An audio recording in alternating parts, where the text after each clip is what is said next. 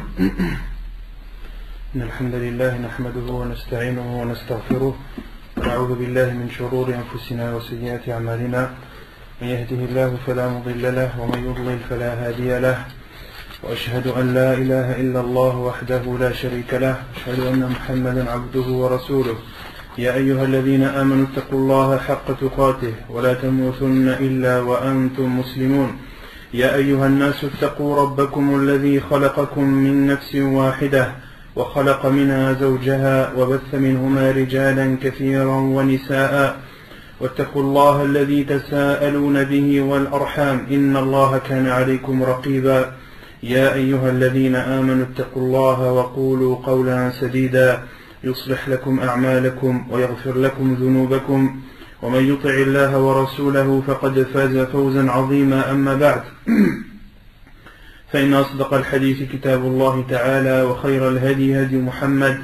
صلى الله عليه وسلم وشر الأمور محدثاتها وكل محدثة بدعة وكل بدعة ضلالة وكل ضلالة في النار أما بعد. Donc nous continuons Inch'Allah wa tabaraka wa ta'ala notre lecture ainsi que l'explication du livre Al-Wajiz fi fiqhi al-kitab wa sunnah al-aziz du Cheikh Abdul Azim ibn Badawi al-Khilafi. Donc la semaine dernière on avait commencé le livre de la purification. Et on avait vu le premier chapitre qui était le chapitre des eaux. Qui peut me rappeler l'essentiel de ce qu'on a dit la semaine dernière concernant les eaux. Le chapitre des eaux.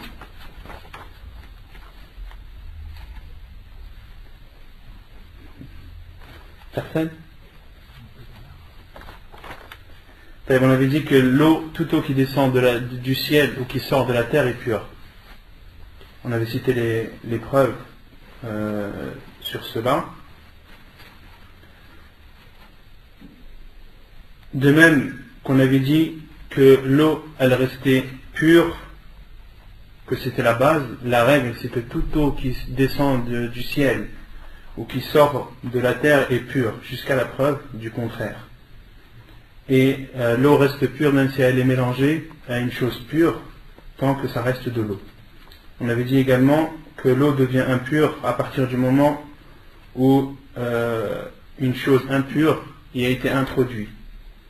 Une chose impure y a été introduite de telle sorte que sa couleur, la couleur de l'eau, ou bien son odeur, ou bien son goût change. Si l'un de ces trois paramètres change à cause d'une impureté, l'eau devient impure. Ensuite, le deuxième chapitre qu'on avait vu était le chapitre des impuretés. Et qui peut me citer les impuretés qu'on a énumérées la semaine dernière? Qui connaît le nombre déjà? Combien d'impuretés on avait énumérées la semaine dernière? Combien d'impuretés on avait appris? 8. Donc la première impureté et la seconde c'est l'urine et les excréments de l'être humain. On avait cité des hadiths qui prouvaient ceci. De même qu'on avait cité la troisième et la quatrième impureté qui est al-mazi ou al-wadi. Qui connaît la différence entre les deux? Entre al-mazi et al-wadi.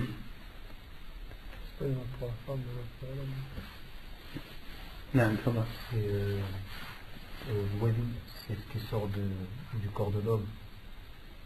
C'est l'eau transparente et qui sort sans plaisir.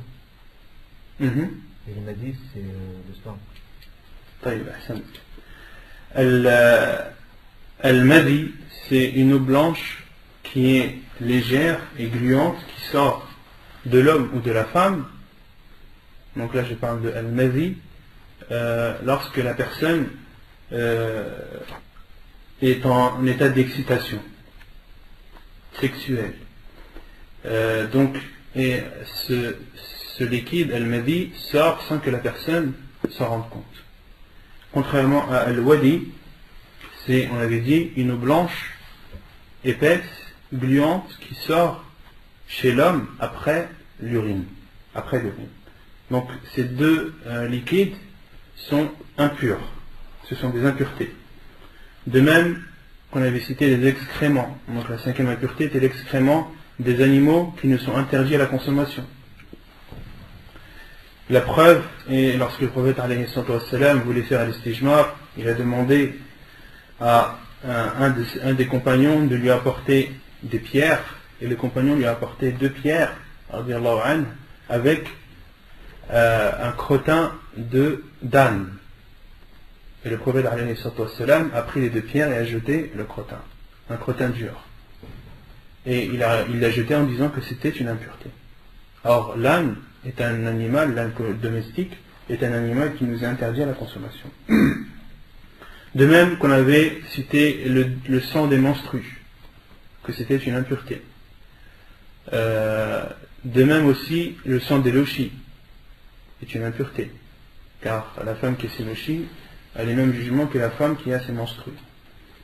Et selon l'avis le plus juste également, il y a aussi damul istihada, comme Cheikh Ibn Uthaymin rahimahullah dit que l'avis le plus juste sur damul istihada, c'est qu'il est impur. Et damul istihada, c'est le sang qui sort de la femme en dehors des périodes de menstrues.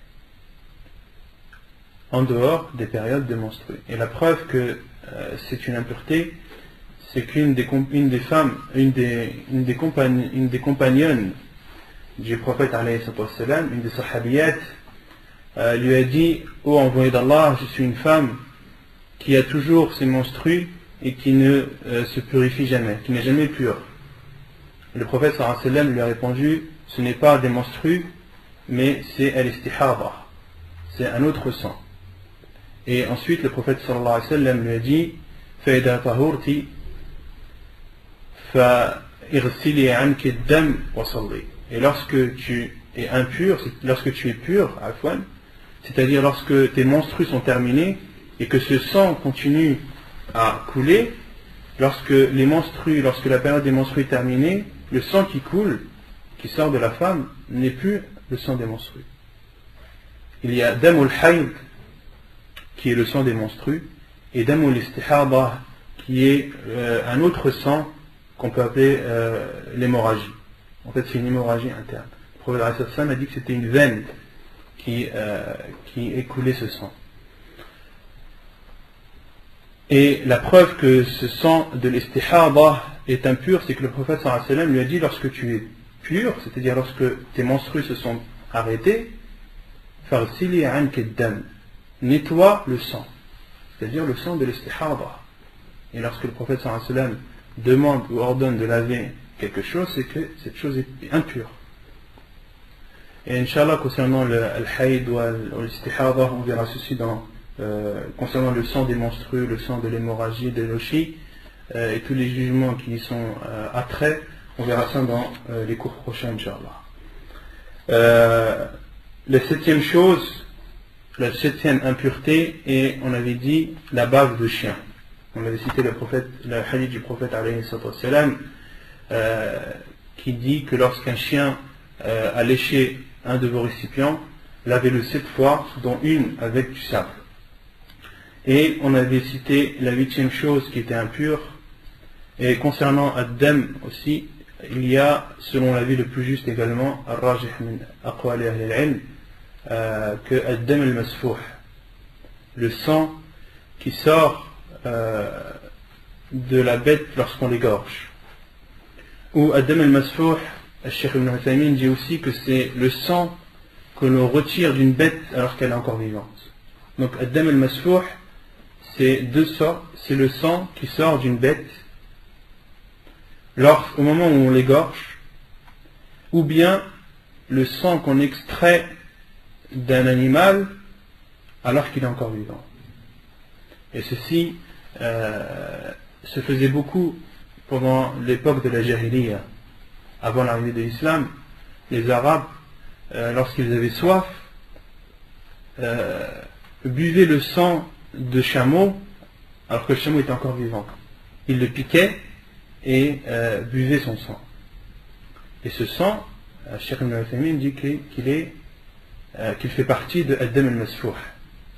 Dans le verset où Allah subhanahu wa ta'ala dit, lorsqu'il parle à son envoyé alayhi salatu wassalam, قل لا أجد فيما أوحي إلي محرما على طاعم يطعمه إلا أن يكون ميتة أو دما مسفوحا أو لحم خنزير فإنه رجس أو فسقا أهل لغير الله به.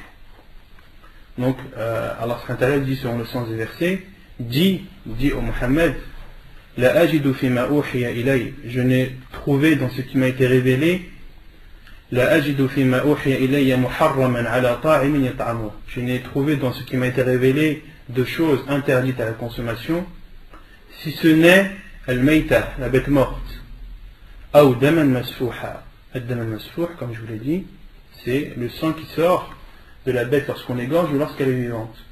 Ou lahma khinzir, ou bien la viande de porc, fa'innahu rijs, car c'est une impureté. Et Cheikh Ibn al-Uthaymin dit que l'impureté dans ce verset, lorsqu'Allah subhanahu wa ta'ala dit c'est une impureté, ça ne revient pas uniquement à la viande de porc. Ça revient à tout ce qui était cité avant, c'est-à-dire ad-dam al-masfouh et à la bête morte. Et ensuite, la quatrième chose qui nous interdite à la consommation, qui est citée dans ce verset également, c'est وَمَا أُهِلَّ لِغَيْرِ اللَّهِ بِهِ, tout ce qui a été égorgé pour autre qu'Allah subhanahu wa ta'ala. Ceci également nous est interdit à la consommation.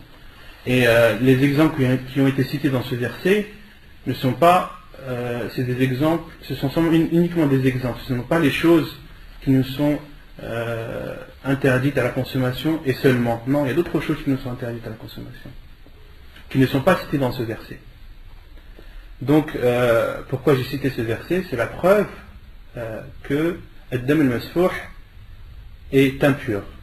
Et quant aux savants qui ont dit que c'est une impureté dans le verset, dit je n'ai trouvé de choses dans ce qui m'a été révélé de choses interdites à la consommation, si ce n'est la bête morte, le ad-dam al-masfouh ou lahma khinzir, ou bien la viande de porc, c'est une impureté. D'autres savants disent c'est une impureté. Allah subhanahu wa ta'ala parlait uniquement de la viande de porc. Certains savants disent cela, mais l'avis le plus probable et le plus juste, Inch'Allah ta'ala, comme le dit Cheikh Ibn al-Uthaymin, c'est que c'est une impureté, c'est-à-dire les trois choses qui ont été citées, dont ad-dam al-masfouh. Et concernant le asar qui est rapporté par Ibn Mas'ud radiyallahu anhu, qui dit qu'il a prié après avoir qu'il a prié alors que dans son ventre, au niveau de son ventre, dans ses vêtements, au niveau de son ventre, il y avait des traces de sang et de boyaux d'un chameau qui venait d'égorger. Donc Ibn Mas'ud radiyallahu anhu venait d'égorger plutôt un nahar. Quand on parle d'un chameau, on ne parle pas d'égorgement, on parle de nahar. Un chameau, lorsqu'on veut l'abattre, la sunna, c'est de planter le couteau sur le côté de son cou. De planter le couteau sur le côté de son cou et de le percer afin que le sang sorte. Contrairement aux autres animaux qui, comme la vache, comme les moutons, les chèvres, etc., eux doivent être égorgés et c'est, comment ça s'appelle? Al-hulqum, al-halq qui doit être tranché, la trachée artère. La grosse trachée, parmi les conditions pour qu'une bête égorgée soit autorisée à la consommation, c'est que la trachée artère soit sectionnée. Contrairement à al-ibil, au chameau qui lui, il doit être tué en plantant un couteau ou autre sur le côté de son cou. Donc, un athar d'Ibn Mas'ud radiyallahu anhu qui dit qu'il a prié après avoir égorgé et donc dépecelé, puisqu'il y avait des traces de boyaux sur ses vêtements. Et ceci ne prouve pas qu'ad-dam al-masfouh est pur. Parce que ad-dam al-masfouh, Cheikh Ibn al-Uthaymin dit que c'est le sang qui sort de la bête lorsqu'on l'égorge et qu'elle est encore vivante. Lorsqu'on l'égorge et qu'elle est encore vivante. Lorsque son âme n'est pas encore sortie de son corps. C'est ça ad-dam al-masfouh. D'accord? Ou bien, comme je vous l'ai dit tout à l'heure, le sang qui sort de la bête alors qu'elle est encore vivante. Et il n'y a aucun aucune preuve dans ce Athar ibn Mas'ud que ces vêtements étaient tachés de ce Adam al-Masfouh. Non, dans le hadith, il y a cité le sang, il y a cité al-Rawth, ou al-Farth, les boyaux, min farthin wa dam. Donc ces vêtements étaient tachés de boyaux et de sang. Et je vous avais dit aussi la semaine dernière que le sang qui reste dans la bête après l'avoir égorgé n'est pas impur, il est pur ce sang-là. Le sang qui est recouvert par le cœur par exemple, dont le cœur est recouvert, les organes, quand on égorge une bête, on ne peut pas sortir tout le sang qui est dedans. Il y a du sang obligatoirement qui reste dans son corps. Et bien tout ce sang qui reste est pur. Et ce qu'on comprend du Athar ibn Mas'ud, lorsqu'il a des boyaux, s'il avait des traces de boyaux ou de sang de boyaux dans ses vêtements, c'est qu'il a dépecelé la tête. Non. Et aussi les savants disent que Adam al-Masfouh, lorsqu'on égorge une bête, surtout les bêtes imposantes comme les vaches, etc., il y a des giclements. Et la plupart des savants disent que le sang de Adam al-Masfouh, le sang qui est giclé, si les vêtements sont tachés d'un peu de ce sang, il n'y a pas de mal à cela. Il n'y a pas de mal à cela. Si le sang est en petite quantité à la fois. Donc c'était une parenthèse que je voulais faire concernant Adam al-Masfouh. Par rapport au bab de chien, pour les vêtements, c'est la même chose. Pour les vêtements, Allahu a'lam, est-ce que la bave de chien, lorsqu'elle atteint les vêtements, est-ce qu'on doit laver les vêtements 7 fois et une fois avec le sable? Allahu a'lam. Je sais que Cheikh Ibn Uthaymin dit que lorsque l'on touche avec sa main, on doit laver 7 fois sa main et une fois avec du sable. Donc Cheikh Ibn Uthaymin, c'est son avis lorsque on touche avec la main. Et concernant les vêtements, Allahu a'lam. Certains savants disent que ceci est propre à la vaisselle qu'on utilise. Pourquoi? Parce qu'on l'utilise pour la consommation. La vaisselle, on l'utilise pour la consommation, donc on va y mettre les aliments qu'on va consommer. Donc il faut que cette vaisselle, que ces récipients soient propres. Donc c'est pour ça que le prophète alayhi salam nous a ordonné de les laver 7 fois et une fois avec du sable. Inch'Allah, on fera une recherche sur ce sujet. Est-ce que des vêtements tachés par la bave des chiens doivent être lavés 7 fois, une fois avec du sable, comme le hadith le stipule concernant la vaisselle, ou bien est-ce que ce vêtement doit uniquement être lavé? La 8e chose qu'on avait vue parmi les impuretés, c'est la bête morte. La bête morte, on avait vu qu'elle était impure. La preuve était le hadith du prophète alayhi salam qui dit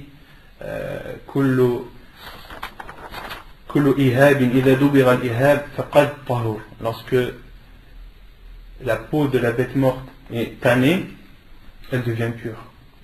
Autrement dit, la bête morte est impure. Non. Et je ne sais pas si on avait expliqué, on avait cité le hadith du prophète alayhi salam que tout ce qui est coupé de la bête est considéré comme une bête morte. On l'avait cité ou pas ce hadith? Il y a un hadith du prophète alayhi salam qui dit que tout ce qui est coupé d'une bête alors qu'elle est encore vivante est considéré comme une mayta, comme une bête morte, et donc interdit à la consommation. Supposons que on coupe une jambe, une patte à un mouton par exemple, alors qu'il est encore vivant. Ceci est interdit. En islam, l'islam nous ordonne de bien nous comporter avec les animaux. Le prophète sallallahu alayhi wa sallam a dit إِذَا قَتَلْتُمْ فَأَحْسِنُوا الْقِتْلَةَ وَإِذَا ذَبَحْتُمْ فَأَحْسِنُوا الذِّبْحَةَ.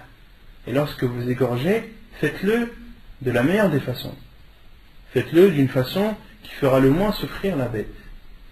Et les hadiths du prophète alayhi salam qui nous ordonnent de bien nous comporter avec les animaux, de ne pas les surcharger dans les marchandises, etc. Les hadiths sur ce sujet sont très nombreux. Tout ce qui est coupé d'une bête alors qu'elle est encore vivante est interdit à la consommation. Pourquoi? Parce que le prophète alayhi salam a dit dans un hadith authentique, tout ce qui est coupé, tout ce qui est sectionné d'une bête alors qu'elle est encore vivante est une bête morte. Il est considéré comme une bête morte. Cet organe qui est coupé est considéré comme une bête morte. Donc, est impur, automatiquement. Et on avait dit qu'il y avait des exceptions, les bêtes mortes concernant les poissons, tout poisson tué et autorisé à la consommation, de même que al-jarad, le criquet. Le criquet qu'on retrouve mort, on a le droit de le consommer. On avait dit al-mayta, c'est toute bête qui est morte de mort naturelle, sans être égorgée ou bien chassée. On avait dit également, parmi les exceptions, il y a les insectes qui n'ont pas, ou les animaux qui n'ont pas de sang circulant, qui n'ont pas de sang qui circule, comme les mouches, comme les abeilles, comme les fourmis. Et on avait cité la preuve qui était le hadith du prophète sallallahu alayhi wa sallam, lorsqu'une mouche tombe dans le récipient de l'un d'entre vous, qu'il la plonge entièrement, car dans une de ses ailes il y a la maladie et dans l'autre il y a le remède. Et on avait dit également que les os, les cornes, les griffes, les plumes, les poils des animaux morts sont autorisés, sont purs. On avait cité que les salaf, rahimahumullah, utilisaient entre autres les os d'éléphants pour en faire des peignes et également pour en faire des récipients où ils mettaient de l'huile qu'ils appliquaient sur leurs cheveux. On avait aussi parlé de comment nettoyer les impuretés. Donc la bête morte, on avait dit qu'elle était nettoyée par le tannage. On avait dit également que la vaisselle léchée par un chien doit être lavée 7 fois, une fois avec le sable, avec du sable. Et on s'était arrêté à la façon de nettoyer le sang des menstrues. Le sang des menstrues, on avait vu que le prophète sallallahu alayhi wa sallam avait ordonné à une femme qui était venue voir le prophète alayhi wa sallam et qui lui a dit: si l'une d'entre nous a un vêtement taché par le sang des menstrues, que doit-elle faire? Le prophète alayhi wa sallam lui a dit: elle doit le frotter, elle doit le mouiller et ensuite le frotter avec le bout de ses doigts, puis le rincer et ensuite elle peut prier avec ce vêtement. Et on avait vu un autre hadith du prophète alayhi wa sallam lorsqu'une autre femme lui a demandé et elle lui a posé une autre question. Elle lui a dit: et si il y reste la trace de ce sang? Le prophète alayhi wa sallam lui a dit: yakfika al-ma wa la yadurruki atharu. L'eau te suffit, c'est-à-dire de nettoyer, de frotter ce vêtement avec de l'eau, cela est suffisant et les traces qu'il reste du sang ne sont pas un mal. Maintenant, on continue sur la façon donc la façon de nettoyer ce qui traîne d'un vêtement d'une femme. تطهير ذيل ثوب المرأة عن أم ولد لإبراهيم ابن عبد الرحمن بن عوف أنها سألت أم سلمة زوج النبي صلى الله عليه وسلم فقالت: إني امرأة أطيل ذيلي وأمشي في المكان القذر. فقالت أم سلمة: قال النبي صلى الله عليه وسلم يطهرهما بعدها. Donc une des sahabiyat a demandé à Salama radiallahu anha, qui est une des femmes du prophète alayhi salam, il lui a demandé et lui a dit: je suis une femme qui laisse traîner ses vêtements et je marche dans des endroits où il y a de la saleté. Salama radiallahu anha lui a répondu: le prophète sallallahu alayhi wa sallam a dit: ce qui vient après le purifie. Ce qui vient après le purifie. C'est-à-dire que la femme, lorsqu'elle marche et que ses vêtements traînent et qu'ils prennent avec eux de l'impureté, eh bien en marchant, la terre qui frottera ce vêtement sera une purification.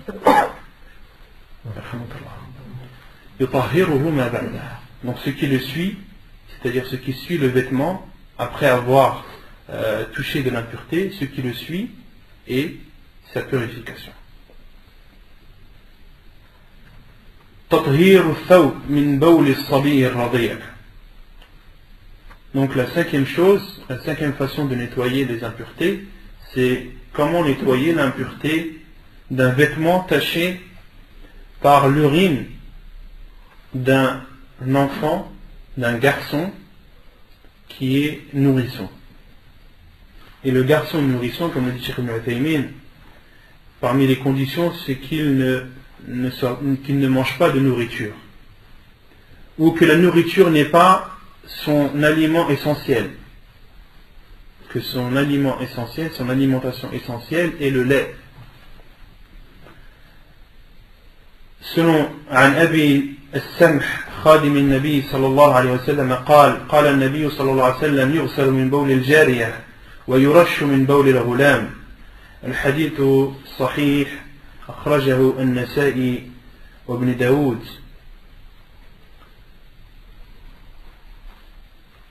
Donc comment laver un vêtement taché par l'urine d'un nourrisson masculin? Et le hadith de Abi Samh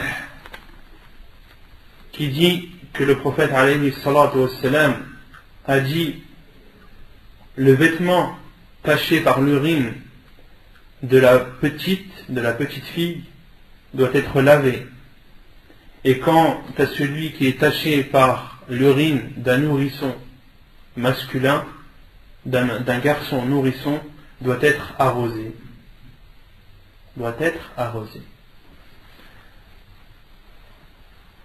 Donc ça, c'est concernant un vêtement taché par un garçon nourrisson. Donc nourrisson, c'est-à-dire qui est alimenté, son alimentation est le lait, ou la plus grande majorité de son alimentation est le lait.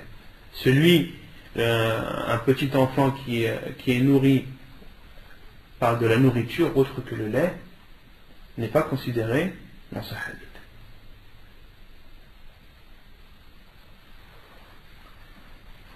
تطهير الثوب من المذي. عن سهل ابن حنيف قال كنت ألقى من المذي شدة وعناء وكنت أكثر منه الاغتسال فذكرت ذلك لرسول الله صلى الله عليه وسلم فقال إنما يجزيك من ذلك الوضوء فقلت يا رسول الله كيف بما يصيب ثوب منه؟ قال يكفيك أن تأخذ كفا من ماء فتنضح به ثوبك حيث ترى أنه قد أصاب منه. الحديث حسن رواه ابن ماجه والترمذي. Comment laver un vêtement taché par al-madhi? Donc al-madhi, je répète, c'est le liquide blanc, léger, gluant, qui sort de l'homme comme de la femme lorsqu'ils sont en état d'excitation. La preuve est le hadith de Sahl ibn Hanif qui dit j'étais un homme qui par le madhi éprouvait beaucoup de difficultés et de gêne, et je me lavais souvent du madhi, c'est-à-dire qu'il faisait l'irtisal. Il faisait les grandes ablutions lorsque al-madhi sortait de lui. J'ai alors parlé de ce sujet au prophète alayhi salatu wassalam, et il m'a répondu il te suffit uniquement de faire le wudu. Et je lui ai dit ô envoyé d'Allah, et que dois-je faire lorsque mon vêtement est atteint par al-madhi? Le prophète alayhi salatu wassalam lui a dit il te suffit de prendre une poignée d'eau et d'arroser ton vêtement de telle sorte que tu vois que al-madhi, que l'endroit du vêtement taché par al-madhi a été atteint par cette eau. C'est suffisant. Yakfika, il te suffit de prendre une poignée d'eau et d'arroser ton vêtement à l'endroit taché de telle sorte que tu vois que l'eau a bien atteint cette impureté. Donc autrement dit, le prophète alayhi sallam lui a dit qu'il lui suffisait uniquement d'arroser, qu'il n'était pas obligé de frotter. D'accord? Qu'il n'était pas obligé de frotter ni de rincer. Il n'était pas obligé de frotter ni de rincer. Mais frotter et rincer, cela c'est interdit? Question. Celui qui a son vêtement est taché de l'humavi, est-ce qu'il a le droit de le frotter? Non, il a le droit de le frotter. Là, le prophète alayhi salam lui a parlé du minimum. Le minimum, c'est de l'arroser. تطهير أسفل النعل عن أبي سعيد رضي الله عنه أن النبي صلى الله عليه وسلم قال إذا جاء أحدكم المسجد فليقلب نعليه ولينظر فيهما فإن رأى خبثا فليمسه بالأرض ثم ليصلي فيهما.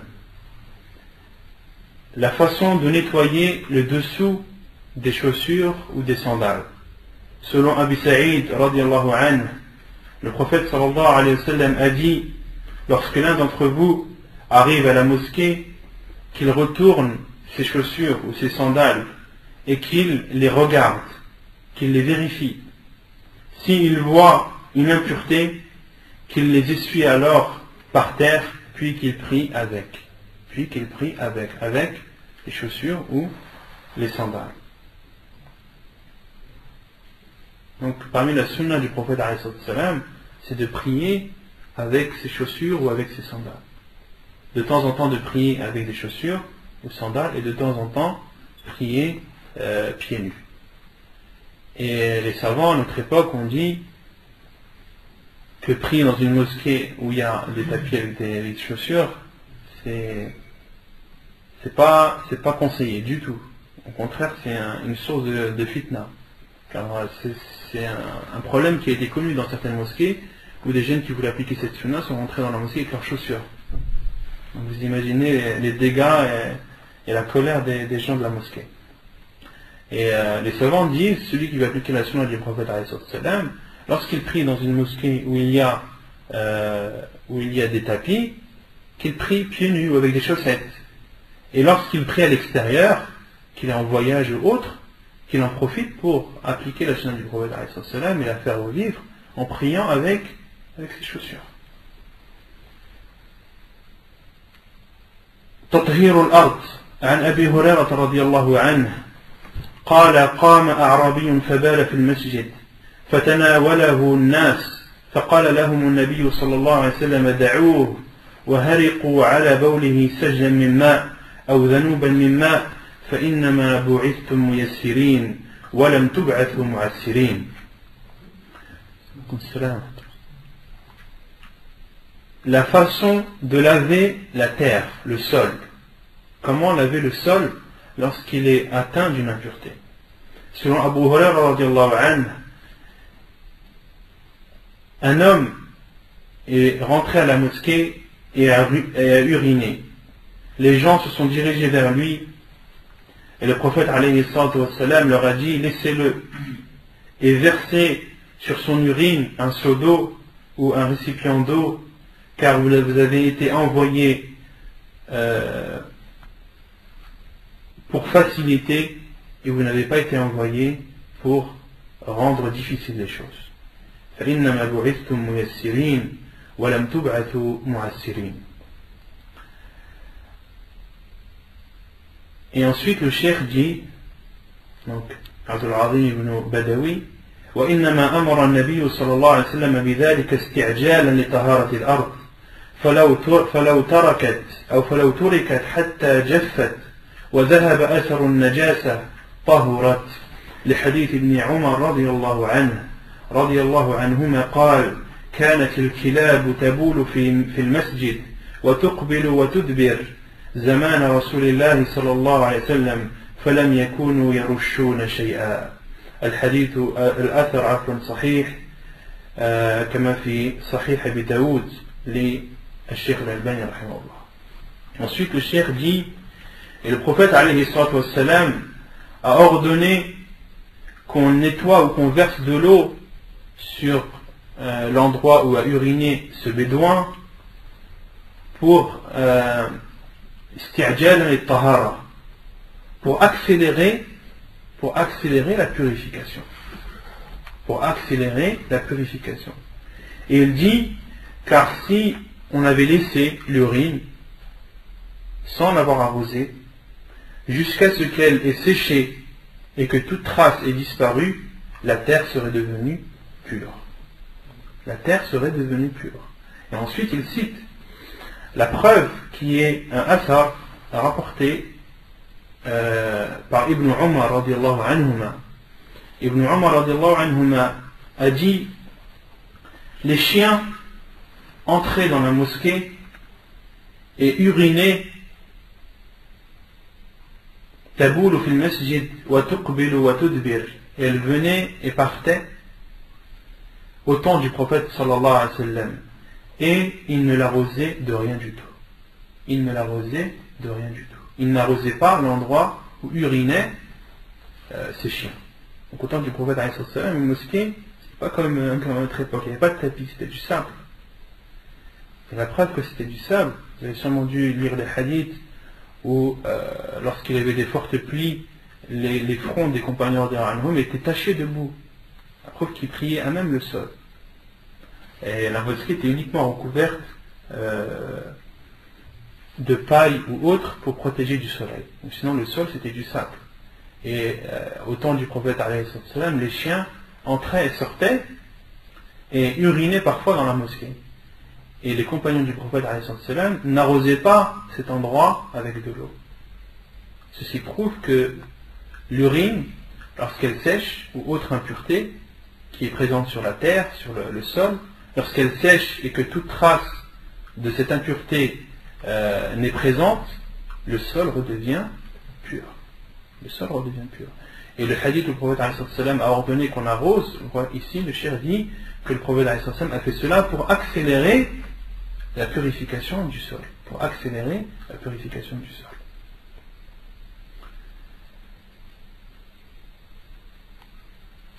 Ensuite, le cheikh parle de Sunan al-Fitra, les natures saines. Sunan al-Fitra, an Abi Hurairah radiyallahu anhu, donc on est toujours dans le livre de la purification. Donc ici, Sunan al-Fitra, ça rentre dans le cadre de la purification. عن أبي هريرة رضي الله عنه قال رسول الله صلى الله عليه وسلم: 5 من الفطرة الاستحداد والختان وقص الشارب ونطف الإبط وتقليم الأظفار. الحديث متفق عليه.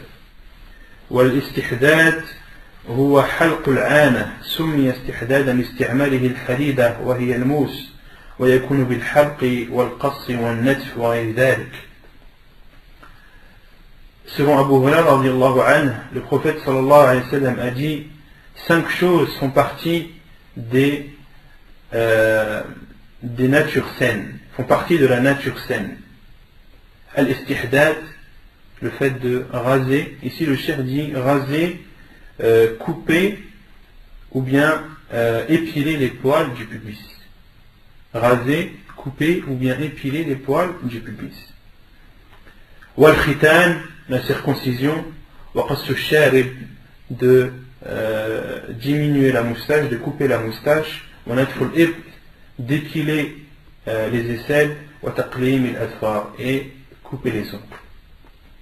Donc ces choses-là, ces 5 choses font partie de la fitra. وعن زكريا ابن أبي زائدة عن مصعب ابن شيبة عن طلق ابن حبيب عن ابن الزبير عن عائشة رضي الله عنها قالت: قال رسول الله صلى الله عليه وسلم: 10 من الفطرة: قص الشارب، وإعفاء اللحية، والسواك، واستنشاق الماء، وقص الأظفار، وغسل البراجم، ونتف الإبط، وحلق العانة، وانتقاص الماء يعني الاستنجاء. قال زكريا: قال مصعب: ونسيت العاشرة إلا أن تكون المضمضة. والحديث حسن رواه أبو داود وابن ماجه والنسائي. Et dans un autre hadith, Aïcha radiallahu anha dit que le prophète alayhi salatu wa salam a dit: 10 choses font partie de la nature saine. Qassu sharib, de couper la moustache. Wa i'fa'u lihya, de laisser pousser la barbe. Wa siwak, l'utilisation du siwak. Wa istinshaq al-ma. Istinshaq al-ma, c'est le fait de rentrer l'eau dans l'urine, dans les narines. rentrer l'eau dans les narines, nettoyer les narines. وقص الأظفار, de couper les ongles. وغسل البراجم, البراجم هي جمع برجمة وهي عقد الأصابع ومفاصلها كلها. البراجم, c'est toutes les articulations en rapport avec le doigt. Toutes les articulations et entre les doigts. Donc de nettoyer, de laver les articulations des doigts. ونتف الإبط, l'épilation des aisselles. وحلق العانة, le rasage du pubis. Ici dans le hadith, il est cité وحلق العانة, le rasage du pubis.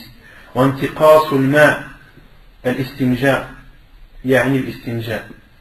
L'istinja, c'est de se laver après avoir fait ses besoins avec de l'eau. هذا هو الاستنجاء. Et l'istinja, comme dit Cheikh Ibn Uthaymin, rahimahullah, il n'a aucun rapport avec le wudu.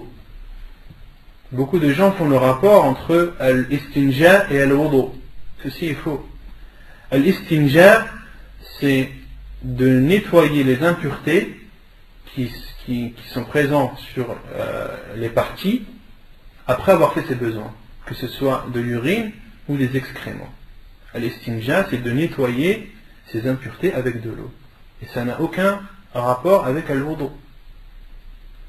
Une personne qui a fait ses besoins, par exemple, à 10h du matin, qui a fait l'istinja, et qui n'a pas fait les ablutions, et à l'heure de Dhuhr, à 14h, elle fait ses ablutions. Est-ce qu'elle doit faire l'istinja? Non. Beaucoup de personnes font cette relation entre l'istinja et le wudu. Pour eux, avant de faire la prière, il faut d'abord faire l'istinja, même s'il n'a pas fait ses besoins, même s'il est propre. Ceci est une erreur. Il faut bien différencier l'istinja et aussi l'istijmar. L'istijmar, c'est de se nettoyer avec des pierres, ou avec du papier ou autre ustensile. Et l'istijmar, c'est un minimum.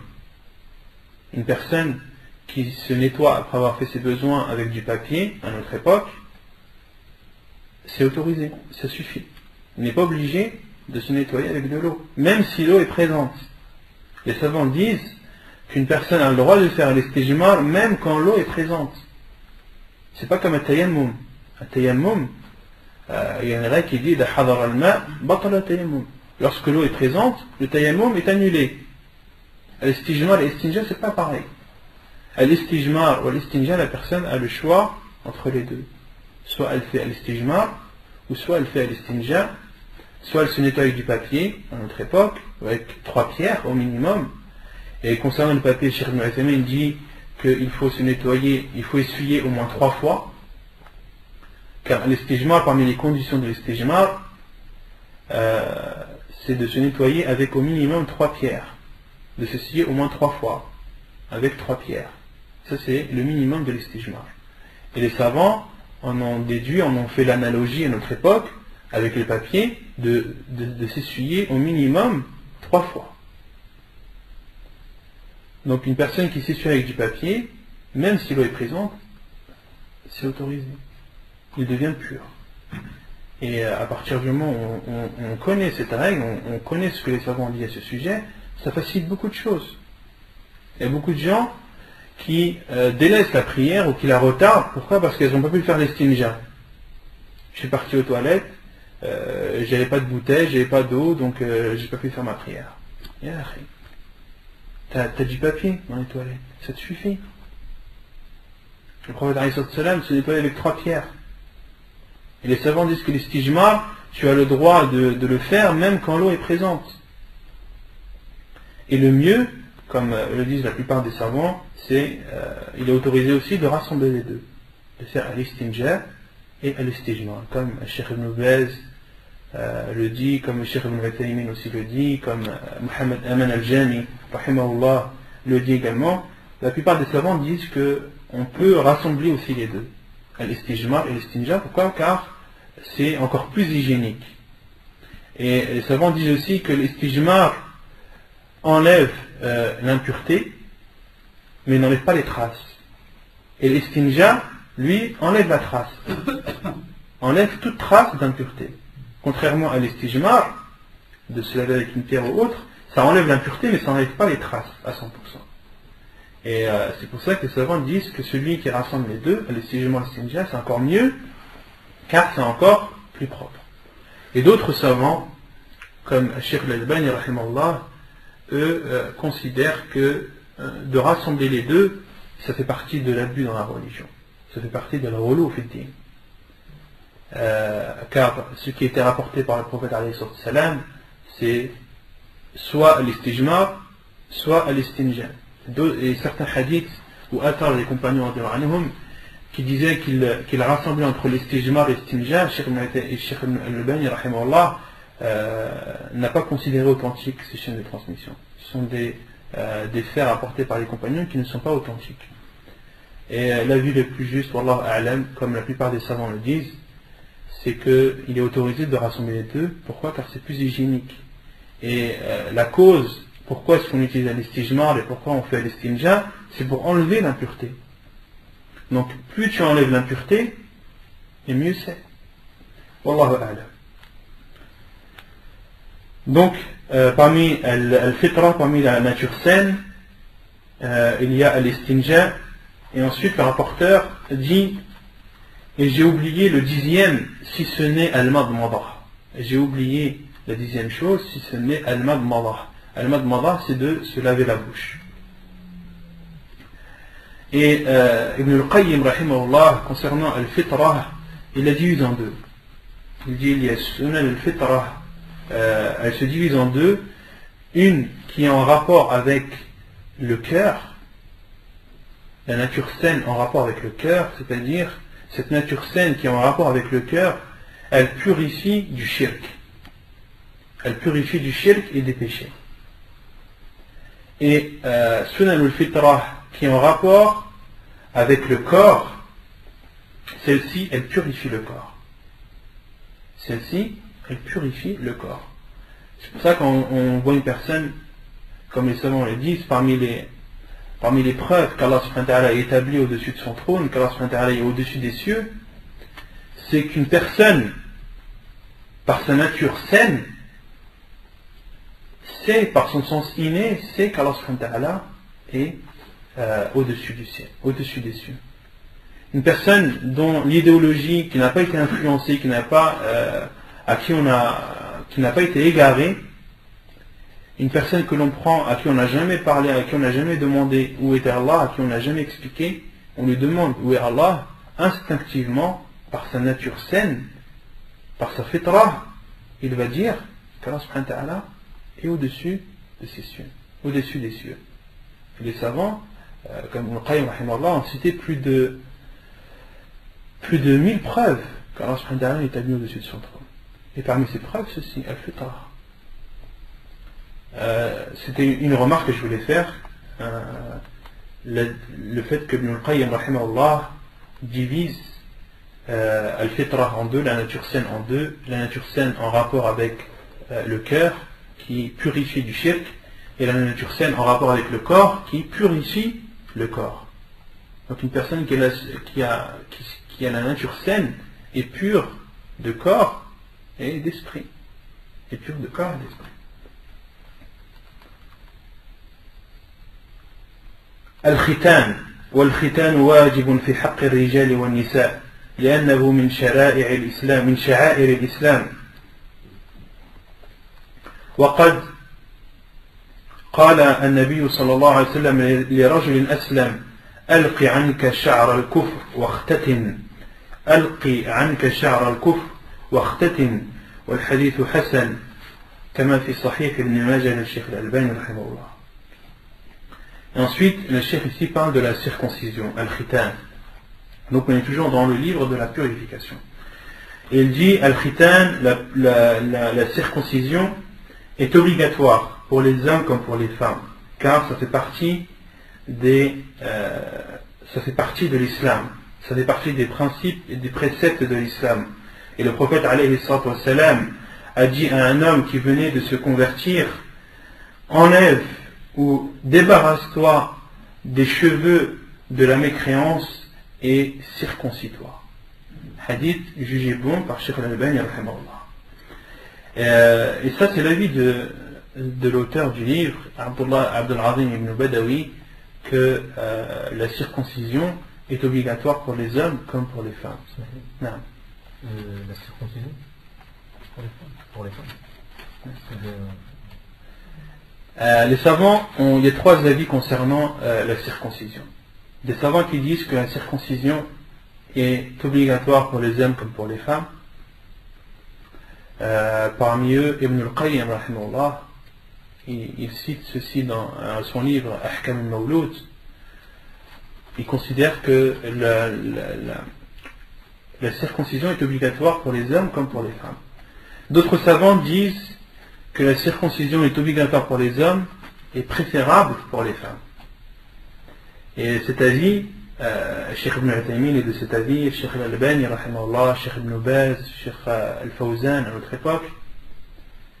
Et Cheikh Ibn Baz, il n'a pas de cet avis. Cheikh Ibn Baz, il est du troisième avis, qui est que la circoncision est préférable, c'est une sunna pour l'homme comme pour la femme. Non. Non, la circoncision, t'entends par la dépilation Non, la circoncision pour l'homme, c'est de couper le bout de peau qui recouvre le gland du sexe de l'homme. C'est ça la circoncision pour l'homme.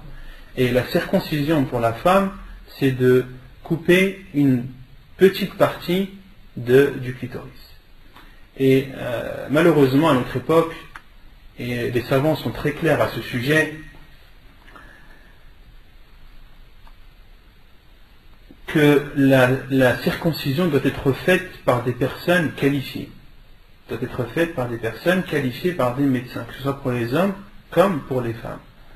Et concernant ce qui se fait au niveau de la circoncision des femmes dans les pays d'Afrique noire notamment, et ça a été très médiatisé, où on enlève tout de la femme, de telle sorte qu'elle ne ressent plus de plaisir lorsqu'elle a des rapports avec son mari. Et ceci est interdit. Le prophète a ordonné aux femmes qui faisaient les circoncisions au temps du prophète de ne couper qu'une toute petite partie, car c'était mieux pour le visage, et car il illuminait le visage, car ça illuminait le visage, et c'était mieux pour le mari. C'était mieux pour le mari. Et donc les savants, comme Cheikh Al-Fawzan, tous les savants, Cheikh Ibn Baz, rahimahullah, disent que la circoncision doit être faite par des personnes compétentes, des personnes qui connaissent, à la fois qui ont l'habitude de le faire, c'est-à-dire des personnes qui ont l'habitude de faire la circoncision, et aussi qui savent comment faire la circoncision, une circoncision conforme à la sunna du prophète. Pour l'homme, c'est de couper le bout de peau qui recouvre le gland, pas plus. Car certains, ignorants, concernant la circoncision de l'homme, coupent une grande partie de la peau qui recouvre le sexe de l'homme. Et il n'y a aucun doute que dans cela il y a un grand mal. Et le prophète a dit la darara wa la dirar. Ne vous faites pas de mal et n'en faites pas à autrui. Ça c'est la règle. En aucun cas l'islam va nous ordonner ou va nous conseiller de faire une chose qui nous est nuisible. Donc la circoncision pour les femmes, elle a une origine dans la religion, elle a une origine dans l'islam, mais ce n'est pas la circoncision qui est connue des médias. Ce n'est pas la circoncision barbare. Non. En islam, on respecte l'être humain à une fierté. D'accord? Et on doit le respecter. Et on doit respecter l'homme autant que la femme. Et concernant la circoncision barbare, qui est faite dans beaucoup de pays, celle-ci est en contradiction avec la sunna du prophète. Pourquoi? Car le prophète a ordonné aux femmes qui faisaient la circoncision de couper une toute petite partie. Et concernant Cheikh Al-Albani, lui, il différencie entre les pays chauds et les pays froids. Entre les pays chauds et les pays froids.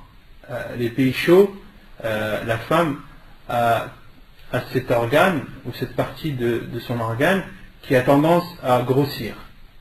Donc Cheikh Al-Albani dit que dans ce cas-là, il est préférable de faire la circoncision. Et concernant les pays froids, Cheikh Al-Albani rahimahullah dit qu'il n'y a pas de besoin.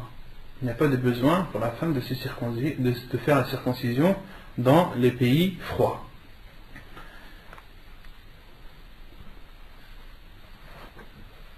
Donc, Cheikh Ibn Baz rahimahullah dit, donc une parole que j'ai recopiée de lui dans une de ses fatwas. قال الشيخ ابن باز رحمه الله بالنسبة للختان الختان للرجال والنساء ختان البنات اختتان البنين واختتان البنين إذا وجد من يحسن ذلك من الأطباء أو الطبيبات. وقال الشيخ ابن عثيمين بوجوب اختتان الرجال دون النساء. Et Cheikh Ibn Baz rahimahullah dit que la circoncision doit être faite par des médecins compétents. Par des médecins compétents, si ils sont disponibles. Sinon non. Donc, l'avis de l'auteur est que la circoncision est obligatoire pour l'homme comme pour la femme. Comme je vous ai dit, Cheikh Ibn Baz, lui, considère que c'est une sunna pour l'homme comme pour la femme. Et Cheikh Al-Albani rahimahullah, ou Cheikh Al-Fawzan, ou Cheikh Al-Albani considèrent que c'est une obligation pour les hommes et une sunna pour les femmes. وهو من ملة إبراهيم عن أبي هريرة رضي الله عنه أن النبي صلى الله عليه وسلم قال اختتن إبراهيم خليل الرحمن بعدما أتت عليه 80 سنة وفي رواية اختتن بالقدوم. Et la circoncision fait partie de la religion d'Ibrahim alayhi salam. Le prophète sallallahu alayhi wa sallam a dit dans un hadith rapporté par Al-Bukhari ou Muslim que Ibrahim alayhi salam, qui est l'ami d'Allah, Khalil al-Rahman, s'est circoncis après avoir atteint les 80 ans. Et dans une autre version, et il s'est circoncis lui-même avec une hachette, avec une petite hachette. وقد قال الله لنبيه محمد صلى الله عليه وسلم ثم أوحينا إليك أن اتبع ملة إبراهيم حنيفا. Et donc parmi les preuves que c'est une obligation pour l'homme,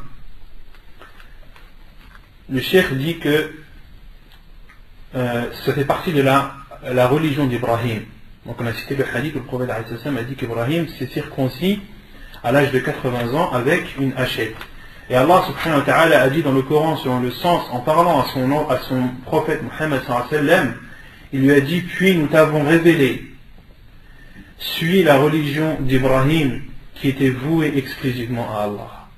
Et dans le Coran, Allah subhanahu wa ta'ala ordonne à notre prophète alayhi salam de suivre la religion d'Ibrahim alayhi salam. Et on a vu que la circoncision fait partie de la religion d'Ibrahim alayhi salam.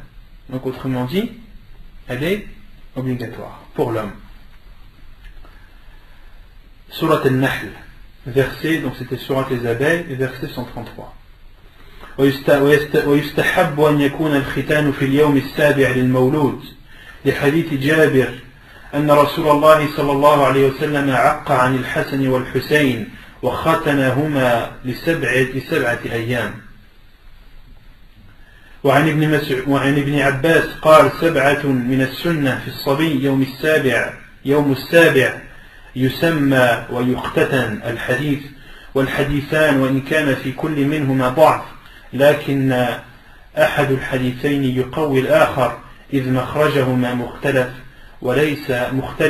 وليس فيهما متهم. Et il est préférable que la circoncision se fasse le 7e jour. Le 7e jour de la naissance. La preuve est le hadith de Jabir qui dit que le prophète alayhi salam a égorgé pour Al-Hassan et Al-Hussein, a fait leur aqiqa pour Al-Hassan et Al-Hussein et les a également circoncis le 7e jour. Et selon Ibn Abbas radiallahu anhu qui dit 7 choses font partie de la sunnah concernant l'enfant le 7e jour, il doit être nommé, on doit lui donner un nom, et il doit être circoncis. Il a akhir al-hadith, jusqu'à la fin du hadith. Et ensuite, le Cheikh al-Albani, le Cheikh Abdul Azim al-Badawi cite la parole du Cheikh al-Albani en disant que ces deux hadiths, même si dans chacun d'eux il y a une faiblesse dans la chaîne de transmission, mais chacun des deux hadiths renforce l'autre, car ils viennent de deux sources différentes et dans leur chaîne de transmission, il n'y a pas de menteur. Car parmi les conditions pour que deux hadiths qui chacun d'eux a une faiblesse dans la chaîne de transmission, la condition pour que l'un renforce l'autre, c'est qu'il n'y ait pas dans la chaîne c'est que la chaîne de transmission ne soit pas très faible. Ne soit pas très faible. Il faut que la faiblesse soit une petite faiblesse. Cheikh Al-Albani a dit que il y a les hadiths, quand deux hadiths faibles ou plusieurs hadiths faibles sont rapportés de façon différente et que chacun de ces deux hadiths a une faiblesse dans sa chaîne de transmission et qu'ils veulent dire la même chose et que le sens est le même, ils se renforcent les uns les autres. Ils deviennent et où ils atteignent le degré de al-hasan ou li-ghayri. Car parmi le hadith hasan, le hadith bon se divise en deux. Il y a le hadith bon en lui-même, al-hasanu li-dhatih, et il y a al-hasanu li-ghayri, le bon, mais il est jugé bon par autrui. C'est-à-dire que al-hadith al-hasanu li-dhatih, le hadith jugé bon par lui-même, c'est-à-dire que sa chaîne de transmission proprement dite, à ce hadith bien précis, est jugée bonne. Donc ça c'est un hadith bon. Et al-hadith al-hasan li ghayri, le hadith jugé bon par autrui, c'est-à-dire que ce hadith, à la base, sa chaîne de transmission contient une faiblesse, mais que ce hadith a été jugé bon car il a été renforcé par d'autres hadiths qui eux aussi ont contenu une faiblesse.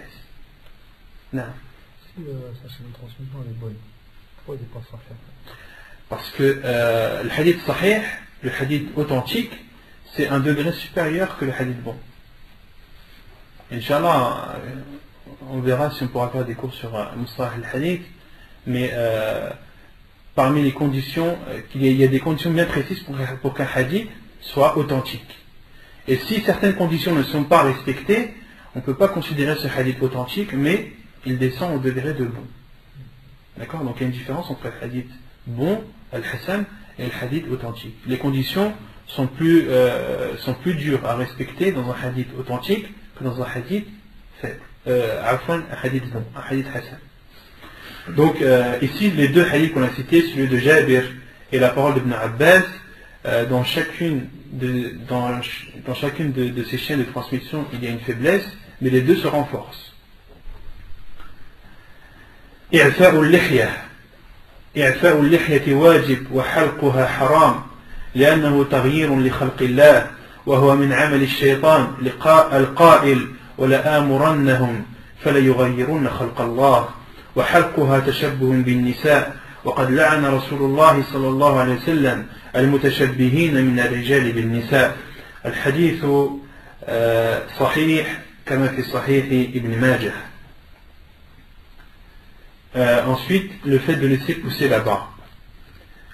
Laisser pousser la barbe est une obligation et la raser est interdit et haram, car c'est une modification de la création d'Allah subhanahu wa ta'ala. Et également, de raser la barbe fait partie des actes du diable, de Shaitan, qui a dit, comme Allah subhanahu wa ta'ala nous en a informé dans le Coran, وَلَآمُرَنَّهُمْ فَلَيُغَيِّرُنَّ خَلْقَ اللَّهِ. Shaitan a dit à Allah subhanahu wa ta'ala qu'il allait ordonner aux fils d'Adam, aux êtres humains, de modifier ou de changer la création d'Allah subhanahu wa ta'ala. Or, un homme, par sa nature, Allah subhanahu wa ta'ala l'a créé avec une barbe, pour que sa barbe pousse. Et le fait qu'il la rase, il rentre dans le cadre de la modification de la création d'Allah subhanahu wa ta'ala. Et la modification de la création d'Allah subhanahu wa ta'ala, la base c'est qu'elle est interdite jusqu'à la preuve du contraire. on ne doit pas modifier la création d'Allah subhanahu wa ta'ala jusqu'à la preuve du contraire. Et parmi les preuves du contraire, ce qu'on a cité concernant Sunan al-Fitra, de couper les ongles, de raser le pubis, de d'épiler les aisselles, etc. Donc tout ceci, ça fait partie, ça modifie la création d'Allah subhanahu wa ta'ala, mais c'est une modification qui nous est autorisée par le prophète alayhi salatu wassalam. وقد أمر النبي صلى الله عليه وسلم بإعفائها والأمر للوجوب كما هو معلوم. Et le prophète alayhi salatu wassalam nous a ordonné de la laisser pousser. Et lorsque le prophète alayhi salatu wassalam nous ordonne quelque chose, c'est une obligation. C'est une obligation. Et ça aussi c'est une règle qu'il faut connaître, c'est que lorsque le prophète alayhi salatu wassalam nous ordonne quelque chose dans un hadith, cette chose est obligatoire jusqu'à la preuve du contraire.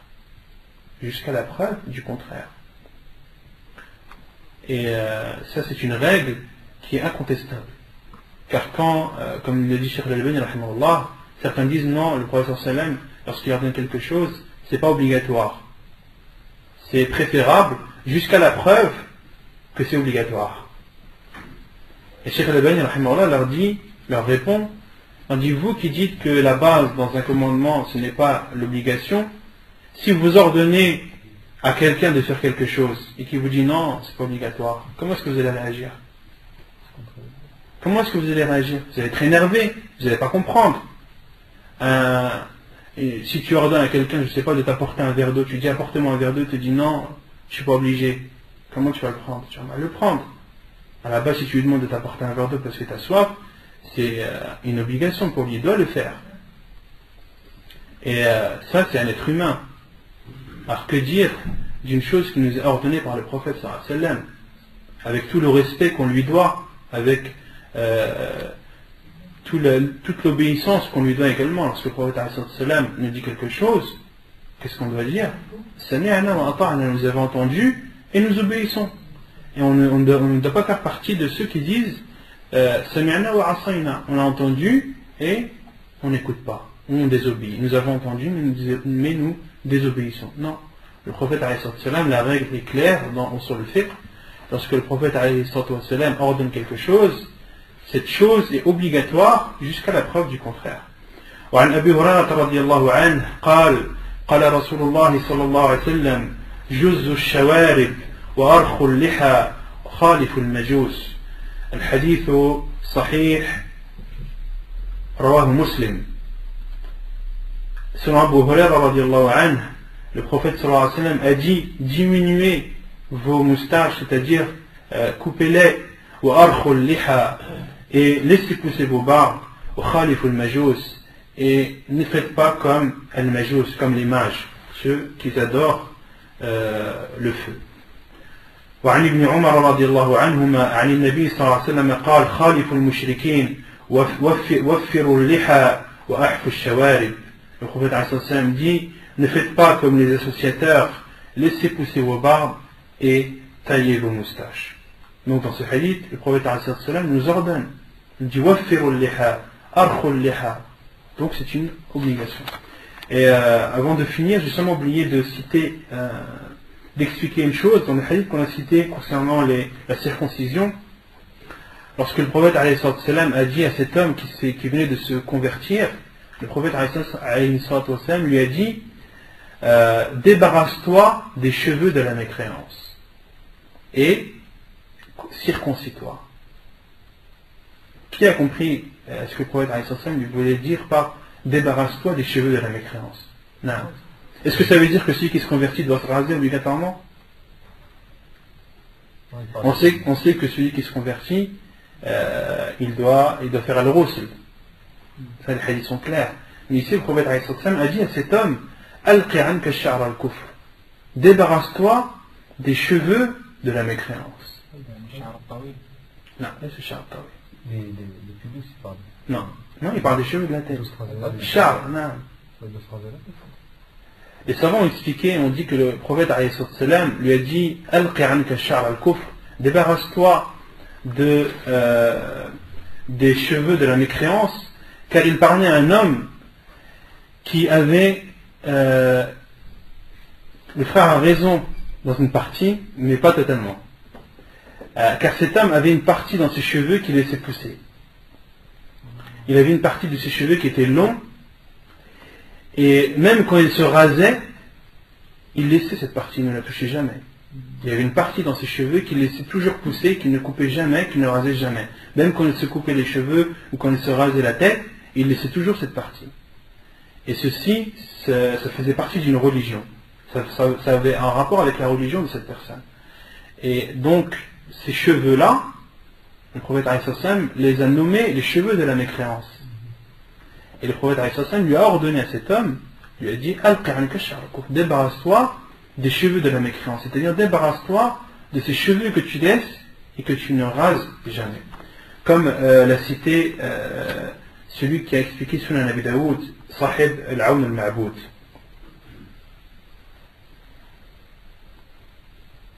ونكتفي بهذا القدر صلى الله وسلم وبارك على نبينا محمد وعلى آله وصحبه أجمعين وآخر دعوانا أن الحمد لله رب العالمين.